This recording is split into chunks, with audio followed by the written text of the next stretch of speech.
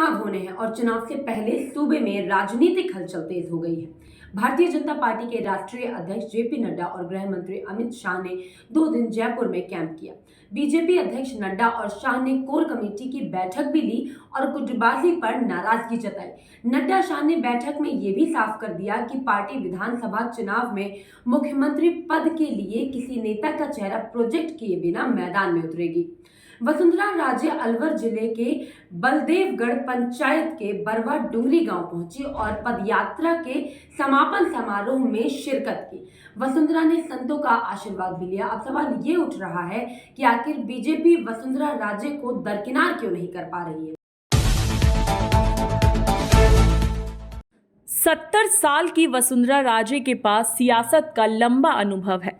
साल 1984 में भारतीय जनता युवा मोर्चा से राजनीतिक करियर का आगाज करने वाली वसुंधरा 1985 में पहली बार विधानसभा सदस्य निर्वाचित हुई और फिर पीछे मुड़कर नहीं देखा। वसुंधरा 1979 में पहली बार लोकसभा पहुंची और 2003 तक बीजेपी के नेतृत्व वाली सरकारों में अलग अलग मंत्रालयों के कार्यभार भी संभाले। साल 2003 में विधानसभा चुनाव से वसुंधरा राजस्थान की राजनीति में लौट आई और पिछले 20 साल से सूबे की सियासत में ही सक्रिय है। कर्नाटक चुनाव में बीएस येदियुरप्पा जैसे वरिष्ठ नेता की अनदेखी का खामियाजा पार्टी बड़ी हार के रूप में भुगत चुकी है।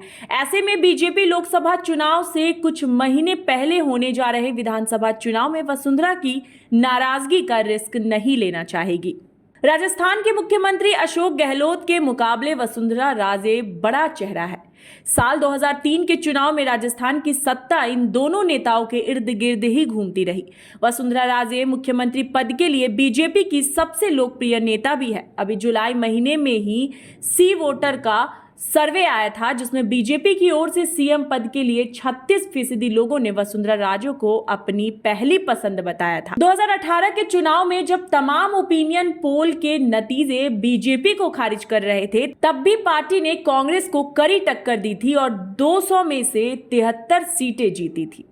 वसुंधरा राजे की इमेज जमीनी नेता की है। वसुंधरा कार्यकर्ताओं के बीच भी काफी लोकप्रिय है। लंबे समय से सियासत में सक्रिय वसुंधरा की संगठन पर मजबूत पकड़ है। 2018 के चुनाव में बीजेपी के उम्मीद से बेहतर प्रदर्शन के लिए भी 2 बार की मुख्यमंत्री वसुंधरा राजे की संगठन शक्ति और कार्यकर्ताओं पर मजबूत पकड़ को श्रेय दिया गया। यही वजह थी कि बीजेपी ने 2003 में वसुंधरा के राजस्थान की राजनीति में सक्रिय होने के बाद सांगठनिक नियुक्तियों में उनकी पसंद का ख्याल रखा। साल 2018 के चुनाव में बीजेपी की हार के बाद वसुंधरा की संगठन पर पकड़ थोड़ी कमजोर हुई और पार्टी ने उनकी पसंद को दरकिनार कर सतीश पुनिया को प्रदेश अध्यक्ष बना दिया। इसके बाद पार्टी के बैनर पोस्टर से भी वसुंधरा की तस्वीर गायब हो गई। वसुंधरा ने राजस्थान बीजेपी की बैठकों और अन्य कार्यक्रमों से भी दूर बना ली थी। चुनावी साल में बीजेपी ने पुनिया को हटाकर सीपी जोशी को प्रदेश अध्यक्ष बनाया तो इसे महारानी की नाराजगी दूर करने की कोशिश के रूप में देखा गया। हाल ही में संपन्न हुई परिवर्तन यात्रा में वसुंधरा ने दूरी बना ली थी। कई जगह परिवर्तन यात्रा में भीड़ नहीं जुट पाई। इसके पीछे वसुंधरा राजे की दूरी को लेकर भी चर्चा हो रही है। वसुंधरा राजे की सबसे बड़ी खासियत एक चेहरे पर वोट बेस का अम्ब्रेला है। वसुंधरा राजे की सबसे बड़ी खासियत एक चेहरे पर वोट बेस का अम्ब्रेला है। वसुंधरा राजे ने सत्ता में रहते हुए महिलाओं के लिए कई योजनाओं की शुरुआत की थी। एक तो वसुंधरा का महिला नेता होना और दूसरा उनकी सरकार की योजनाएं। ये दोनों मिलकर जाति धर्म की भावना से ऊपर उठकर आधी आबादी का एक अलग ही वोट बैंक सेट करते हैं, जिसका नतीजा है कि वसुंधरा उस झालरा पाटन सीट से लगातार जीतती आ रही है जहां मुस्लिम मतदाताओं की तादाद अधिक है। अभी के लिए बस इतना ही। देश और दुनिया की ऐसी ही तमाम खबरों के लिए देखते रहिए जी24।